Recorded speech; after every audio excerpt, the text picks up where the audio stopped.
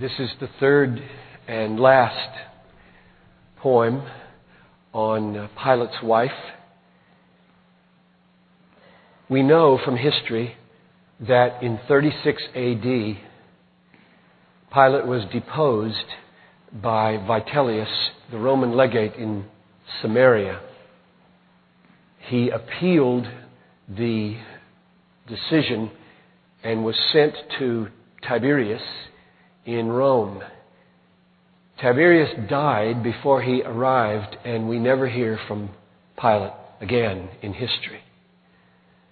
And so thus far is history. But we will go farther. 6 years had passed since Pilate sold his soul for Caesar's praise and told the crowds, "I found no fault in this strange man, and therefore I dismiss my right to kill, and I retire from petty quarrels. Do your desire, Jerusalem. I take no side. Let him be flogged and crucified." The contradictions of his mind had multiplied. And now, more blind than ever to his madness, he was driven like a raging sea to swallow up the Jewish race with hate, who threatened to disgrace his rule as treacherous before the emperor. It wasn't more than 2 months after Pilate dipped his hands in royal water, ripped the truth in shreds, and mocked his wife, that by his foolishness fresh strife had filled the city. Pilate set 5 famous shields, a silhouette on each of Caesar, in the court of Herod's palace for the sport of seeing Jewish purists rage. And then, as if there were no sage among his counselors to aggravate the Jews, the stores of treasured offerings that filled the temple vault he took to build a Roman viaduct and set the city in an uproar. He let the frenzy gather force, and then, just when the crowds crossed into mobs, he thrust his Roman power brutally and cut the branch of mutiny. But not the root. At last, 6 years from when he doomed the Christ, his fears were filled, and he was ousted by Vitellius, the Roman high command based in the region of Samaria. It fell above the Jordan plains, high in the mount called Gerizim, so the account that reached the Roman legate in the town of Shechem went. A thin and wild-eyed prophet from the eastern wilderness had come and gathered thousands in the hills with his apocalyptic skills, and Pilate saw another chance to strike the Jews and to enhance his reputation with the head of Rome. His soldiers left for dead 1,000 simple people on the hills of Gerizim. And dawn brought down the wrath of Rome. How wrong was Pilate to assume that long and hostile conflict with the Jews was how a petty ruler woos the tribute of Vitellius. Such blindness bred by hate. And thus the procurator Pilate fell from his small height and found the spell he thought he cast 10 years now chained around his neck. What pride remained gave him the nerve to make appeal to Rome. And so, with charge and seal and 10 sad years of discontent and crime, to Caesar he was sent. For 6 years, Pilate's wife held fast to Christ. She knew that he had passed from death to life, and that the skin which once had torn and bloody been was raised in glory from the dead. She spoke with him upon her bed as Pilate fitful lay beside her through the night. She often cried herself to sleep with prayers that Christ would keep her true and unenticed from better men. She wept for all the Jews that he had killed, the fall of every woman, man, and child, and would have died when he reviled the Lord, except that Jesus came each time and by his word and name embraced her heaving soul and fed her hungry heart with truth and said, I made and rule the world, dear one, and all my perfect plans are done. I do not call you slave, but friend. I will be with you to the end, and not one vow that I have made will waver or remain unpaid. With this before her every day, she kept her covenant to stay with Pilate and his loveless sin till death,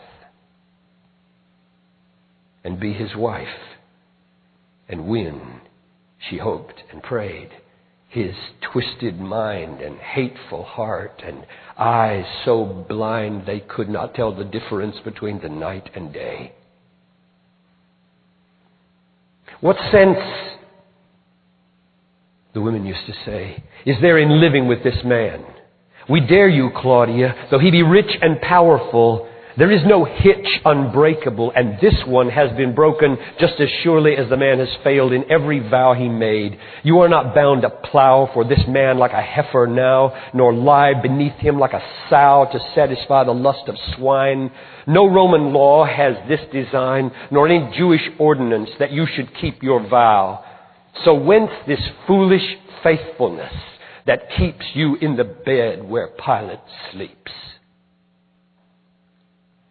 And Claudia would answer them, O women of Jerusalem, you speak as if there were no God, as if there were no tender rod to comfort me and lead me through the darkest valley of my few and painful years, as if there's not nor should be higher aims than what you've dreamed for man and wife, as if the path were safe, nor any cliff be close, or any bitter wind be in my face, nor I be sinned against, or feel the constant grief, so long my death would be relief. How many women do you give such shallow counsel? As I live, O women of Jerusalem, who counsel thus, I pity them. As for myself, there is one love, one covenant, one vow above all married bliss or pain, and I once held the bloody price on my own lap and heard him dying say to me enough to show the way a covenant is kept. Now go and learn what God designs to show when Pilate crucifies his wife and she is faithful all her life. Tomorrow we will leave for Rome, he said, and you may stay at home. I want to go alone, she said. What? Do you want to see the head of Pilate on a platter in the Roman court? Do you begin to dream of my complete demise in Rome and there to find a prize when I am gone? She listened. Then she said, I would be present when and if they take your life, and I would gladly hold your head on my own lap, not on a platter in the Roman court. It's never been once in my mind to profit through your death. But I have reason to believe that you will gain more in Rome than some new corps of soldiers to command. May I please come with you? Not knowing why, he gave consent. Tomorrow we will reach the coast, and then by sea make journey to the Roman court. There Tiberius exhort to overturn the ruling of Vitellius and put above that legate all his royal power. Then we will watch him cower. Before they reached the western side of Italy, Tiberius had died. Caligula ruled in his place, a madman who once set his face towards Spain and made his soldiers fill with seashells all their helmets till the boats were full, Then he proclaimed a triumph over Neptune, shamed by mortal man, brought to his knees, though he be great, the God of seas. Caligula had set a snare at ports and every thoroughfare to Rome, lest any chief or shrewd pretender to his power intrude and threaten his authority. So Pilate, without bond or plea, was seized at Puteoli when his ship put in, and Caesar's men with bludgeons boarded it and took the procurator bound with hook and leather cord, then paused and said with threatening voice, "Is any led by this man here? Is anyone a faithful subject to this son of Caesar's wrath? Is any man or woman here a fool, a fan of Pontius Pilate? Speak, if you are loyal to the man. Be true and perish with your little king." The servants all stood shuddering and looking at the deck.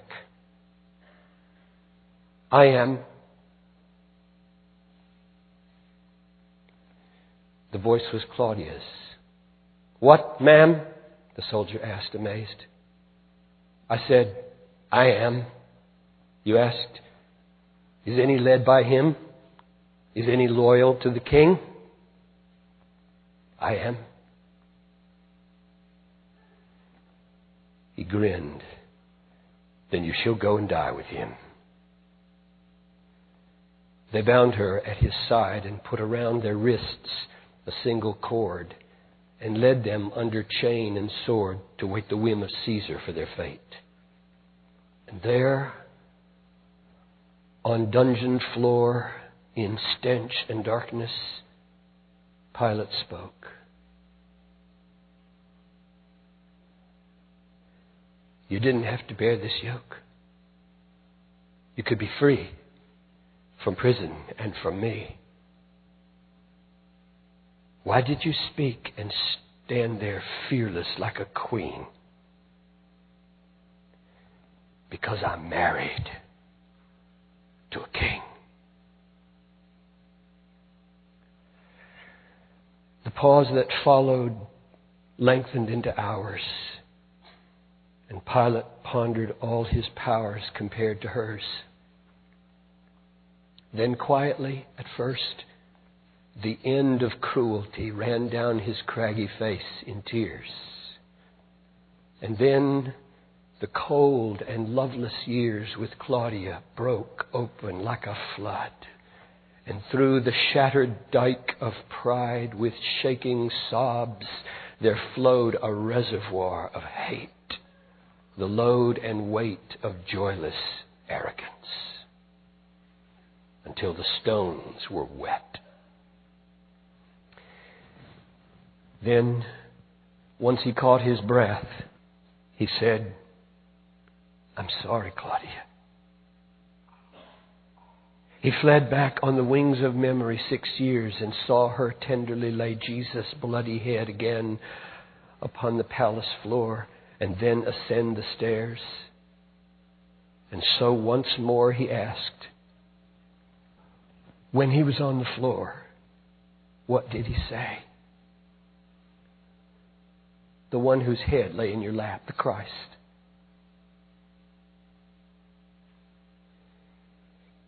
He said, "No, Claudia, you may not kiss me now. It is not pure. Save this for him, and love him as I love you now. One covenant above all others here I make with you today, and show you what a true and faithful marriage is, and how till death to keep a sacred vow. You think you've lost your husband and your Lord? No more than death can stand against my Father's power. Now go and learn what God designs to show when Pilate crucifies his wife, and she is faithful all her life. Go, Claudia, and keep your troth. Remember, I have made an oath. The dungeon door groaned, opening. And Pilate heard a voice. The king is eager for a head of state. Is Pilate ready for the date? They stood together and embraced. The first unhurried love and chaste that they had known for 20 years. She looked into his eyes through tears and saw them deep as ocean caves. Dear Claudia, he said, the graves where I have lived and caused your pains are gone, and only one remains. And I am ready now. You sacrificed your life, and I have seen the Christ. I know now what our marriage meant. Farewell. Your life has been well spent.